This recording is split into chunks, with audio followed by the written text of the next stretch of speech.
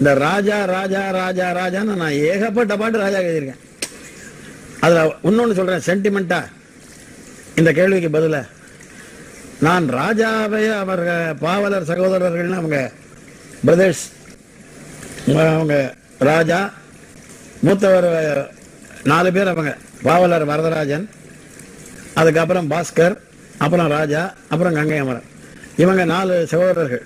பாவலர் வரதராஜன் ஊர்லயே இருந்துட்டார். இவங்க 3 பேர் தான் சென்னையில் இருந்தாங்க. இவங்க கச்சேரி எல்லாம் அந்த லைட் மியூசிக் பண்ணுவாங்க.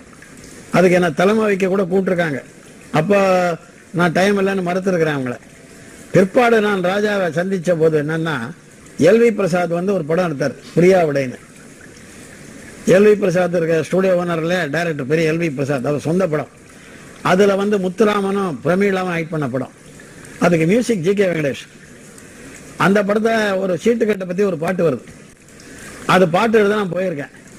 அப்போ ஜி கே வெங்கடேஷ் கிட்ட ராஜா வந்து கிட்டார் பிளேயர், ஒல்லியா, அந்த காலத்து பேண்ட் என்ன எலிபென்ட் வாக்கா ஒரு பேண்ட்லாம் போட்டுருப்பாங்க, பெல் பாட்டம், அதை போட்டு உட்காந்து கிட்டார் வாசிச்சாப்புல.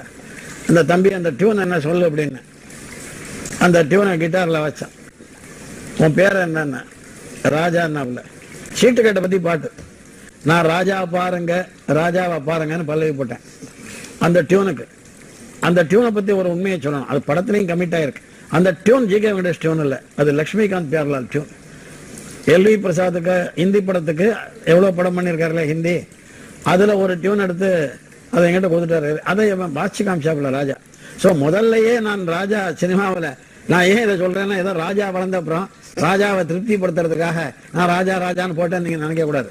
இன்னைக்கு ராஜா சொல்லுவார், நீங்க எடுத்த உடனே ராஜா பாருங்க ராஜாவை பாருங்கன்னு சொன்னீங்க, உலகம் என்ன பார்த்ததுன்னு. அது மாதிரி ராஜா கைய வச்சா அது ராங்கா போனதில்லை. அதே மாதிரியா நிறைய ராஜா, ராஜாதி ராஜன் என்ற ராஜா, ராஜாவே உன்னை நம்பி, நிறைய ஒரு 100s of songs இருக்கும்.